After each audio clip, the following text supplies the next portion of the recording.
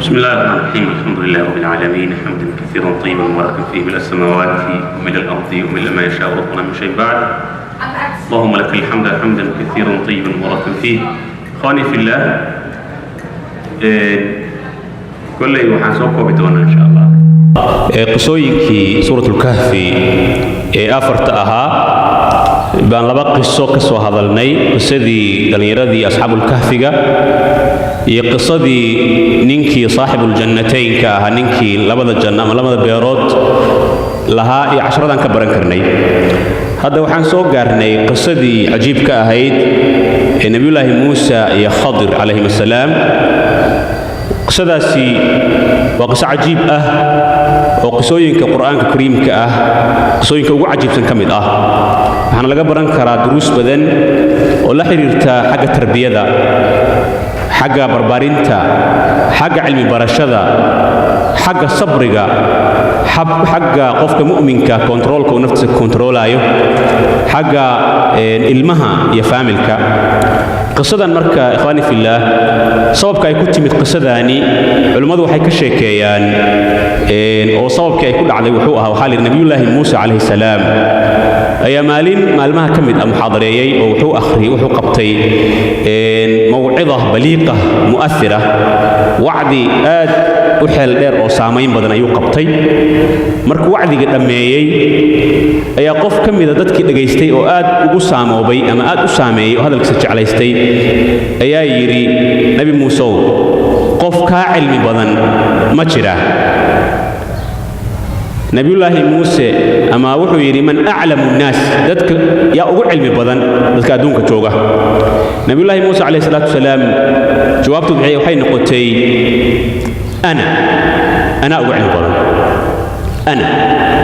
halkaasaa nabiyullaahi muuse laga raacay oo duruus badan laga baray. markii dhinac laga fiiriyo nabiyullaahi muuse uuba saxsanaa, dadka markaa joogay wuxuu ahaa qofka inta la og yahay waxyi u imaanayay oo nebi buu ahaa mursal ah oo yaatiihi waxyun min asamaa. wuxuu ahaa kaliimullaahi, nebiga keli ah ee ambiyada ka mid ah oo ilaahay tabaaraka wa tacaala si toosa ula hadlay buu ahaa. wuxuu ahaa nabiyullaahi muuse calayhi salaam wuxuu ka mid yahay ululcasmiga, 6 nebi ee la yidhahdo ululcasmiga ee rususha ilaahay ugu fadli badan, oo nabiyullaahi aadam iyo nabiyullaahi ibraahim, nabiyullaahi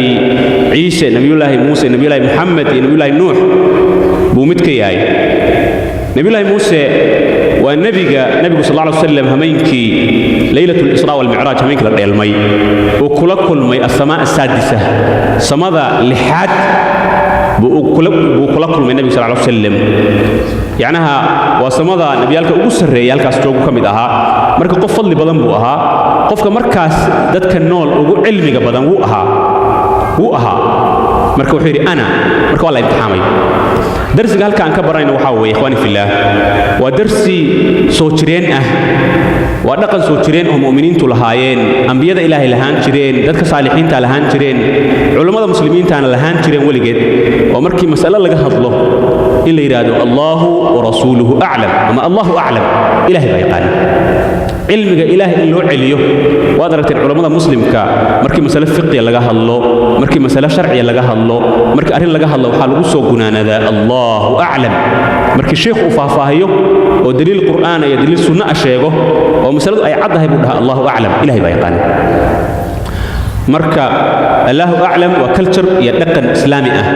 nabiyullaahi muuse calayhi salaam intaa markuu ka tegey marka waxaa la baray duruusta soo socota. innaga marka waxaa laynaga rabaa darsiga meesha ka baranayno nafteenna inaynu ku tarbiyayno allahu aclam, ilaahay baa yaqaana, ilaahay baa iga cilmi badan, ilaahay baa u cilmi badan, cilmigaygu waa kooban yahay. ilaahay wuxuu yidhi wamaa uutiitu min alcilmi ilaa qaliilan, cilmiga waxaa laydinka siiyey wax yar oo cilmiha laydin siiyey. ilahay wuxuu aad kale wa fawqa kulli dii cilmin caliimin, qof kasta oo caliimun, qof kasta oo cilmi yaqaana mid ka cilmi badan baa jira oo ka sii cilmi badan. qisadu marka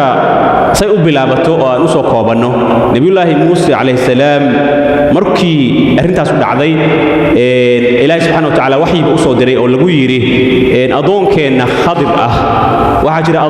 addoommadeeda ka mid ah ilaahay ku yidhi oo u waxyooday oo cilmi badan waxa weeye addoonkaas aad cilmina ka baro. waa la imtixaamay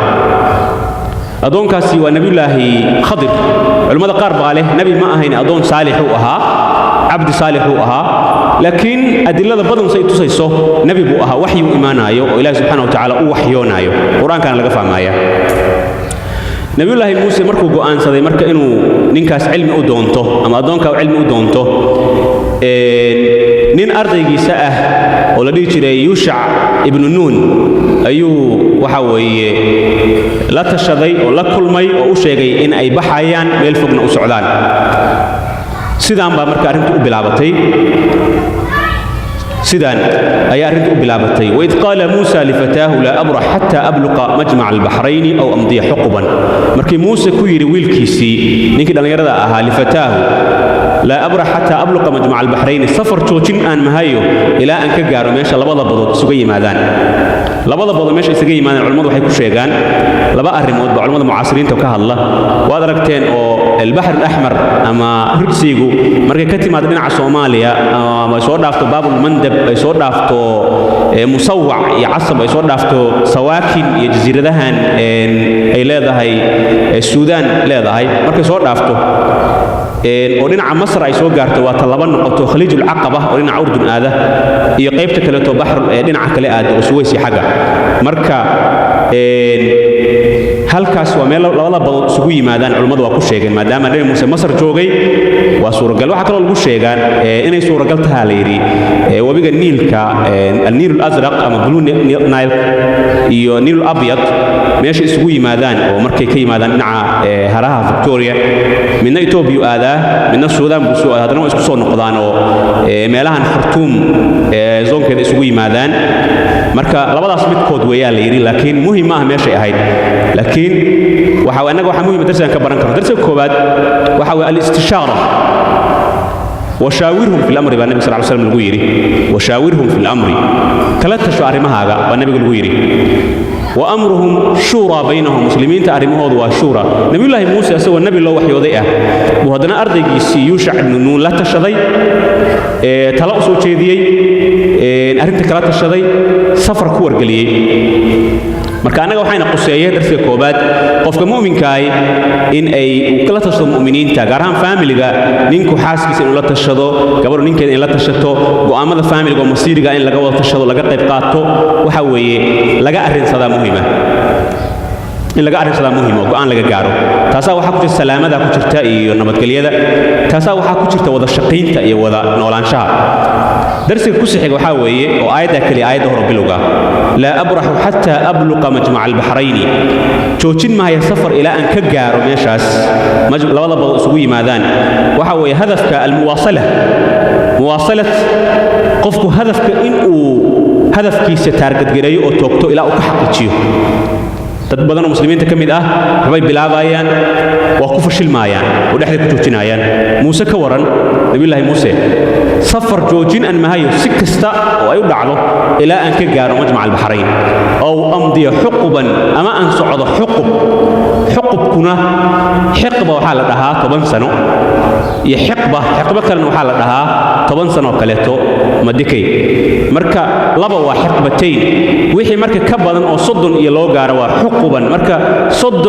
إن كبدا أو سنة إلى أن صعده أما أن ميشا جار سفر جوجين مايو درس كم كبرنا إن شاء الله مواصلة المسيرة حتى يتحقق الهدف هدف حال هذا هي أقونات هدف ماليات هدف دعوة هدف علمي بعد هذا هي مركز هدف كاجو إلى كحقيقة به تارجت جريه وحن قالوا كبرنا ميشتن درس كحجة الصبر في طلب العلم إن مؤمنكو لو جبهان هي إنه كصبره سفر كطلب علمك طلب كيسا نبي الله موسى والنبي وحي إيمان أيوه نين لا يسقوها أيوه من النبي هو مسمى هين بوحو سفرايا مدة أنت عليك أمرنا الجسية إنه سفره مركاديك مسلم كاي علمك شرعك علمك ثلاثة نافع عابا إن سفرتد وقت أجلست جهدي يدال يسوتشيدتان يمال أهتد ودرس مهم وإله سبحانه وتعالى إن قلت تربيين أيوه علماء السلف كمركز في رسالة كي علم أوبرنشرين يعني صبر بكل جود متكستا أو naajixa ama imaam kasta oo naajixa waxaa ka dambeeya qisad dhan baa ka dambaysa oo sabir iyo dulqaad ah mid ka mid ah salafka la weydiiyay waxa la yidhi cilmigan soo barateen faraha badan 100,000 oo xadiis nin xifdisan احنا سو برتين marka wuxuu ku jawaabay waxaan filayaa inuu ahaa Yahya ibn Mu'in wuxuu yiri sabran ka sabr al-himari wa bukuran ka bukur al-qurab waxaan ku baranay sida dameeraha inaan u sabirno sida tukahana inaan u kalahno oo meeshii aan ku ognahay cashar ka socda iyo darsi iyo meeshan ka faa'iideysan karno aan xaraf inaan sida tukaha midna tukuwa xayawaanka laha badan oo meel wax ku ogeyn oo subaxii markii indha la kala qaado ee geed saaran wax raadinaya ilaa shantaas cashar baan qaybta hore bilowga aan ka fahmi karnaa safarka marka bilowday falama balaga majma'a baynihima markay gaareen meeshii u socdeen majma'a al-bahrayn ah markay gaareen nasiya hutuma waxay ilaaween malayga ay wateen فاتخذ سبيله في البحر صلبا ودو كسميسay inuu badda dhex qaado oo raadkiisa la arkaayo waxa culimadu ay leeyihiin gaar ahaan sida Imam Bukhari iyo Muslim ay warinayaan qisada marka sheekeynayaan يعني waxa lagu yiri waxa loo sameeyay mucjiso ah markii aad gaartaan meesha uu joogo Khadir waxa aad arki doontaan malayga aad wadataan oo dambiisha idinku jira malay duban oo ay sahay u wataan baa noolaan doona waana waay doonta meesha ku weydaan buu joogaa saas ahayd halkaan marka waxay ku waayeen malaygii فلما جاوز مركي دافين قال لفتاه آتنا غداءنا لقد لقينا من سفرنا هذا النسب مركي دافين او سي سعودين نبي الله موسى وحو ku yiri ninkii la socday nooken qadadeeni safarkan waa ku daalnay قال أرأيت إذا وينا إلى الصخرة فإني نسيت الحوت وما أنسانيه إلا الشيطان أن أذكره واتخذ سبيله في البحر عجبا ملايقة يقضى ويدينيسي يعني كورن ماشي أنكوه يني حليته أما ماشي أن ما أنت سيحني الصخرة أو رجح وينا هدان هلك كو إلاوي فإني نسيت الحوت هلك سكو إلاوي شيطان بان إهل مانسيي إن كو شيغو marka saas ku jawaabay nabiyullaahi waxa ka wada Yuusuf ibn Nun ardayga nabiyullaahi Muuse muxuu sameeyay marka Muuse darsiga laga baran karo halkan macallin iyo arday isla socdo way ardaygii wuxuu dayacay amaanadii lagu ogaa iyo hawshu hayay waa dayacay laakiin nabiyullaahi Muuse asoo waa og yahay meesha in ay arin kale taal oo aayadii ama daliilkii lagu garan lahaa meesha uu joogo nabiyullaahi Khadir weeyaba laakiin khaladka ka dhacay ardayga hadda waa inuu amaanadu waday iyo sahaydii ay reerkii iyo ragii soo safarkaas hay la'aan yihiin طيب موسى محويري ما أورن واحد درم باتهاي وحمترا تهاي شقذي باتضيعدي كما أتصوب بحين من عنانا وأنا سيدا أي نفربناه معلم كستا أو المتر بينايا المه مصيرة أي وحودان خطأ بسعودة أخطاء بسعودة مستيكس أي سمينايان وإن لو دلقاته وإن لسك إلاوه وإن للصحه وإن عشر لقبرته وإن مركي خرج كسميان انت لوانيو هر الله قصي كبه قال وحويري ذلك ما كنا نبقي وحن أسعى وحي أهيد أرنتاس ساسا أسعى النبا فارتدى على آثارهما قصصا راد كود بكسور نقدين مركا درسك مهم كوحوية قفك ميشا مدحدة كأه معلمك آبها hooyada akhtaada ay ilmuhu sameynayaan iyo ardaydu ay sameynayaan iyo dadka wax ka dhigaysa ay sameynayaan qofku in uu waxa way u dulqaato marka koobaad marka labaad uu tawjiihiyo oo saxo oo khaladka la sameeyay la sheego sida saxdaan u sheego marka xigtana darsi ka dhigo oo 10 wax laga baran karo ka dhigo kaliya inuu sameeyay lagu qayliyo ilmihii ama la dilo ama la canaanto xal ma ilmuhu guriga jooga waxbay jabinayaan waxbay tuurayaan waxbay khaldayaan arrimaha dhacaaya marka waxaas u baahan in la saxo طيب markii meeshii ay yimaadeen marka fawajada 'abdan min 'ibadina ataynahu rahma qisada marka dhabta halka ka bilaabanaysa waxay meeshaas ka heleen adoomada Ilaahay kamid ah oo ataynahu rahma Ilaahay wuxuu leeyahay siinay rahma rahmad baan siinay rahmadu waa wahyi wana ilmi naxariista Ilaahay ilmi weeyo oo jahligu waxa weeye rahmad ma aha علمه ورحمة الله سبحانه وتعالى وسيو أدومن كي سعيد وربه حق يا بعض الكلوك لساره ضلال يا هدي الكلوك لساره وددا خلدن يمد سحلوك لقرت مركا ورحمة إلهي السيء مركا إلهي بوحوله وان سيني من لدنا علما أكتنا علمك السيني مركا علمي قاسي علمي ما أهين وعد كبرتي أما الشيخ كلا بري ومن إلهي سيجيب أها ووحي أقويمد إنه النبي أها مرك هالكاس كم وقتا مرك علم الدنيا باتره علمي قال الدنيا سيدا مثلا قليها بابو صوفيا waxay ka sheekeeyaan inuu yahay kashfi qofka daaqad loo furaayo oo nin sheekha daaqad inta loo furo looxul mahfuudka u sarkaayo oo qadaha ilaahay u arkayo oo qadartiisa og yahay oo caalamkan iyo maqaadirtiisa oo ka warqabo saas ma ahan taas waa shataxaad ee waxaan wax ka jirin laakiin cilmiga la duniga ah oo min cindilaahi ka imaanaya waa waxyi u imaanaya doomada ilaahay sida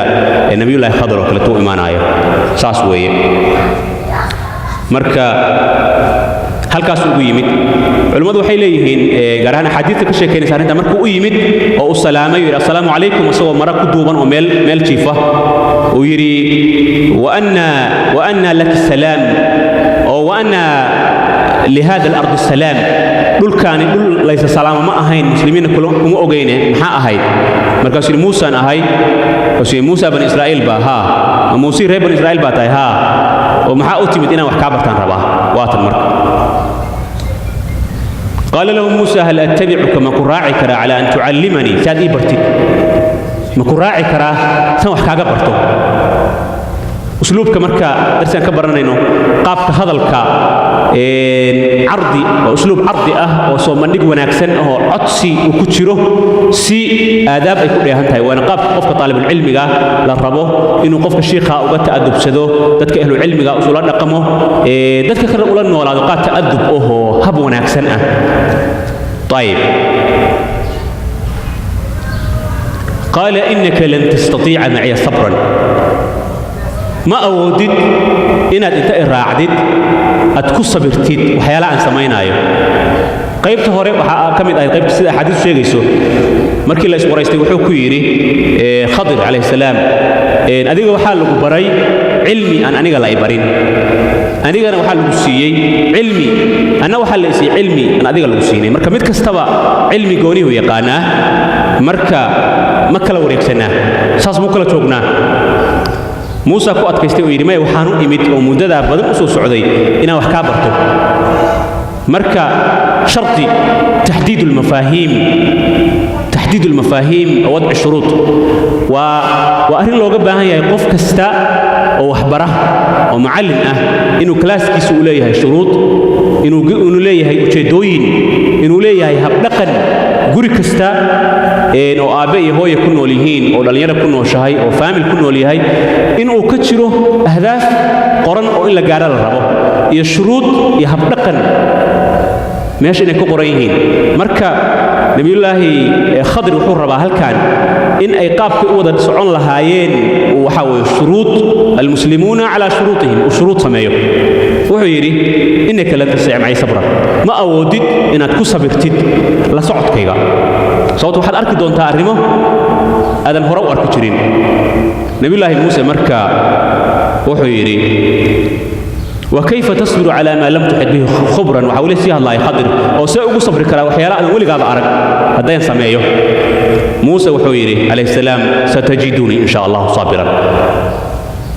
إلهي إذنكيس صبر بعد يهل دونتا إن أنقف صبر أهي وأنكوسو هذا العلم وأن شد سمين بعد وأرك دونتا إن شاء الله صابرا إن شاء الله مركوا درس مهم قفك مؤمن كاي واحد يعد دونتا أدين مؤقت الأمور بيد الله تبارك وتعالى مركوا واحد قبنا يسيد إن شاء الله ولا تقل لشيء إني فاعل قدا هأورا وحسن سمين دون أساسا يلي دون إن شاء الله إن شاء الله إن شاء الله مركب النبي موسى عليه الصلاة والسلام واحد يعدون مؤقة لكن أذوق ما حقبني إن شاء الله إن شاء الله كالما يسوء إن شاء الله ودرسي ولا أعصي لك أمرا ومن اختلاف دونه معلنكو أرضي يقول إنه معلنك يسكى قدم بيو وحبرشدي يكلاسكي يمامك وحبرشدي يسيد وحسعدان ولا أعصي لك أمرا بين بريسا ولا أعصي لك أمرا marka halkan marka shuruud sameynaya shardiga koobaad waa kan lagu heshiiyay قال فإن اتبعتني فلا تسألني عن شيء حتى أحدث لك منه ذكرا هذا الراعد وحبها يويديني إلى أن كوش يغو أنو marka waa sharti almuslimuuna calaa shuruutihim adigu marka ilmahaaga shuruud kula heshii qofkii shardiga ka soo baxa abaalkaasuu helayaa qofkii ka soo bixi waaya ciqaabtaasuu leeyahay ama arrintaasuu weynayaa arrigu lagu heshiiyo shuruudda marka almuslimuuna calaa shuruutihim ardaydaada macallinka wax baraaya waxaa laga yaabaa inaadan ardayga marka lagu keeno aad macallin tahay aadan weligaa odhan kalaaskayga aniga expectationkiisu waa saas iyo saas iyo saas iyo saas expectationkayga kalaaskayga qofka yimaada kow inuu qaabkaas u dhaqmo weeyo laba inuu saas u dhaqmo weeye saddex inuu saas u dhaqmo weeye hadduu u dhaqmi waayo consequencega ama waxa weeye waxa ka imaan kara ama natiijadu waa saas kow iyo labo iyo saddex iyo afar marka qof kastaba markaasuu waxa weeye liyahlika man halaka can bayinatin wayaxyaa man xaya can bayina saas way muslimiintu marka waa guryaha iyo kalaasyada qisadan waxaan in badan ugu dul wareegayaa guryaha iyo kalaasyada iyo culimmadu waxay dhahaan waa qiso tarbawi ah oo habka barbaarinta ilmaha habka talabul cilmiga loo barto habka asxaabta iyo saaxiibada u wada noolaadaan bay ku dul wareegtaa guud ahaan marka ستجدني إن شاء الله صابرا ولا أعصي لك أمرا قال فإن اتبعتني فلا تسألني عن شيء حتى أحدث لك منه ذكرا تصل شيء فانطلقا سفر بالوضع حتى إذا ركب في السفينة خرقها قال أخرقتها لتغرق أهلها لقد جئت شيئا إمرا meel bay u socdeen safar baa loo socday doon baa la arkay waa la raacay doontii markii la raacay waxa culimmadu sheegaan gaar ahaan xadiidta arrintan ka hadlaysa in nooli la'aan in ay qaadeen min qayri nawlin nawlkuna waa nooli soomaaliga nawl carabiga nooliga ama ujrada baabuurta iyo doonyaha iyo waxuun lagu raaco tigidhka hadda oo kaleeto tigidh la'aan bay qaadeen marka qofkaas nabiyullaahi muuse markaan wuxuu sugayaa markii loo qaaday waxa weeye nooli la'aan kow in waxa weeye horta aadaabta safarka la ilaaliyo oo la ixtiraamo labo qofkii abaal kuu sameeyay in loo abaalgudo saddex in aan doontii amnigeeda laga wada shaqeeyo waxaas oo dhan buu sugaayay laakiin cilmiga ilaahi subxaanahu wa tacaala khadir baray asagoo waxba kama oga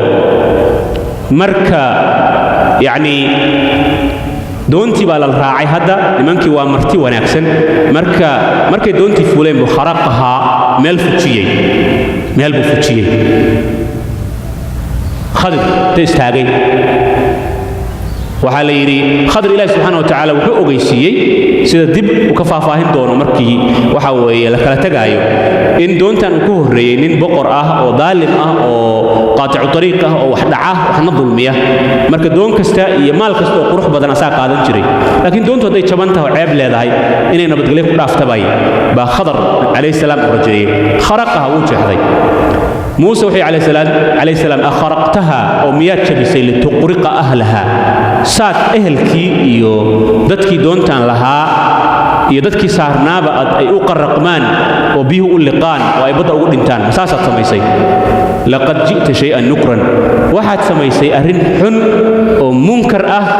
oo dambi ah oo aan la qaadan karin baad samaysay halkaas marka shardigii lagu ballansanaa waa ku jabay فلا تسألني عن شيء حتى أحدث لك منه ذكرا إلى أن وحكو شيغو وحباه يويديني marka darsiga koowaad laga baran karo waxa way inkaarul munkar hadaad aragtid daahir ah man raa minkum munkaran falyughayyiru bi yadihi gurigaaga hadaad munkar ku aragtid jooji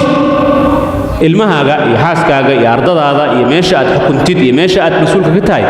munkar ha u ogolaanin nabiyullaahi muuse calayhi salaatu munkar buu arkay daahir ah oo ah maal dad leeyahay iyo dad abaal u galay in la kharibo oo la jabiyo saasay ula muuqatay marka waa u jabiyey doontii buu joojiyey si arrintii looga hortago munkar soo socday oo doonta inay degto waxa weeye dadkaasna ay dhintaan oo halaagmaan waa munkar weyn laakiin dhinaca kale waxay ka soo horjeedaa shardigii iyo ballantii bay ka soo horjeedaa waayahay marka khadirsa u dhaqmay calayhi salaam قال ألم أقل لك إنك لن تستطيع معي صبرا موانا كورا أنيقا علمك إلهي استيقاب كان أدقم أذي ما أود إنك صبرتid موانا ساس كورا ساس موانا كورا طيب marka khalad Muuse ku jira ardaygu markuu khalad sameeyo darsiga ka baran karna waa habka macallinka marka laga rabo hadda inuu sameeyo sidatan waa in la dareesiyo horta bal ishcaaru lil khata qofka khaladkii in la fahamsiiyo khalad baad gashay shardigii hebel ahaa iyo ballantii hebel ahayd baanad ka soo bixi weyday soo marka saas waxa weeye u ogow maxay marka noqonaysaa Muuse marka halkaan calacalay la tu'aakhidni bima nasiitu ha ii qaban waxaan ilaaway wala turhiqni min amri usran arintaydan cilmi talabka ah oo ardaynimadana ha ka dhigin dhibaato dhib ha ka dhigin oo culays dusha iga saarnaan qaadi karin buu yiri marka yani Allahu musta'an marka halkaas darsigan ka baran karno koobaad waxa weeye yani marar badan aqbal cududaarka markaad baratahay ama waalid tahay aqbal cududaarka laakiin ha iska aqbalin haddii la jabiyo nolosha qaabkii lagu isku ogaayay wixii lagu heshiiyey ha iska aqbalin waxa weeye khaladka laakiin yani dood waa inay sii socoto halkaan ka sii soconaysaa oo shardiyaal cusub baa la samaysanayaa oo waxa weeye khaladkii waa la dareensiiyey Muuse khaladkiisi waa u qirtay waa u cududaartay waa inuusan marka mar kale waxa weeye soo celin baa hadda la rajaynayaa laakiin way soo noqon doontaa intaasi waa mashhadka ama muuqaalka koobaad oo ay leedahay yani qisadani saddex mashhad ama saddex muuqaal iyo muqaddamo weeye muqaddamadu waxay ahayd nabi Muuse iyo arintii ku kaliftay safarkan iyo habka u bilaabay mashhadka koobaadna ama muuqaalka koobaadna waa doonta tan iyo nabiyullaahi Khadir go'aanka uu qaatay iyo duruustas faraha badan aan ka baranay oo hooyooyinka iyo aabayaasha iyo saaxiibada iyo ardayda tulabul cilmiga ah iyo guryaha lagu tadbiiqin karo labada mashhad oo kale tan waa laba mashhad oo muhiim ah oo kulligood u baahan ayaguna waqtigooda iyo faahfaahintooda halkaas aynu ku joojinay maanta ku istaagaynaa subhanaka la ilma lana illa ma 'allamtana innaka antal alimul hakim assalamu alaykum wa rahmatullahi wa barakatuh